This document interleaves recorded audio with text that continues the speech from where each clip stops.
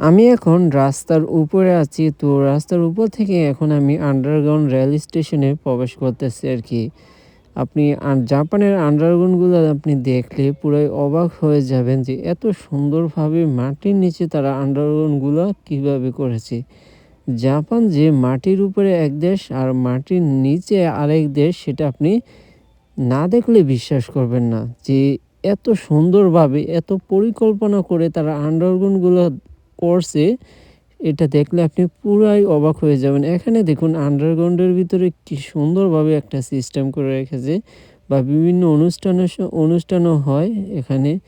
এই দেখুন আন্ডারগ্রাউন্ডের ভিতরে আবার দোকান, তারপর হচ্ছে আপনার কমিউনিটি সেন্টার সবকিছু সুবিধা আপনার আন্ডারগ্রাউন্ডের ভিতরে আছে। এই এক সাইড দিয়ে আমি এখন বার হইতেছি। এখানে দেখুন কি সুন্দর, সুন্দর দৃশ্য আপনার আন্ডারগ্রাউন্ডের ভিতরে কিন্তু সাজিয়ে রেখেছে। দোকানপাট কোনো কিছুর অভাব নাই। আপনি আন্ডারগ্রাউন্ডের ভিতরে আপনি সবকিছু বলতে পারবেন। তারপরে এই আমি এক সাইড দিয়ে বার হচ্ছি। এই দেখুন আমি কিন্তু একেবারে মাটির নিচে আছি। তো আস্তে, আস্তে এখন আমি আন্ডারগ্রাউন্ড থেকে বাইর হইতেছি। তো আমি আপনাদেরকে দেখাচ্ছি যে এখানে দেখুন কতগুলো সিঁড়ি, কত নিচে আপনার আন্ডারগ্রাউন্ড।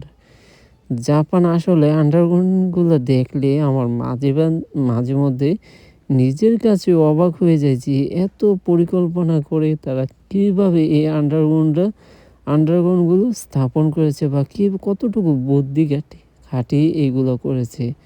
আসলে মাঝে মধ্যে একটা জিনিস আফসোস হয় যে আমাদের দেশে স্বাধীনতার ৫৩ বছর হয়ে গেছে, তো আমাদের দেশে এরকম একটা আন্ডারগ্রাউন্ড তৈরি করতে পারে নাই।